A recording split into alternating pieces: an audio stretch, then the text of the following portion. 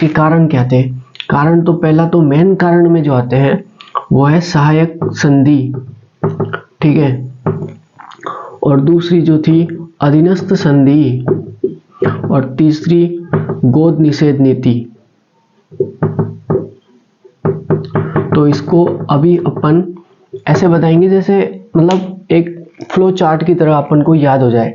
तो सहायक संधि में ऐसा था कि अंग्रेजों ने, जो ब्रिटिश सरकार थी, उन्होंने देशी जो रियासतें थी उनके राजाओं से उनकी सेना को अपने कहा कि आप सेना मत रखिए, हम आपसे मतलब एक सहायता आपकी करेंगे, ठीक है। फिर ये हो गया।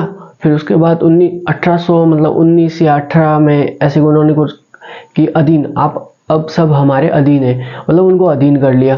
तो अधीन करने के बाद अब उनको सेना रखने से भी मना कर दिया कि आप सेना नहीं रख सकते, आपकी सारी सुरक्षा हमारी जिम्मेदारी है।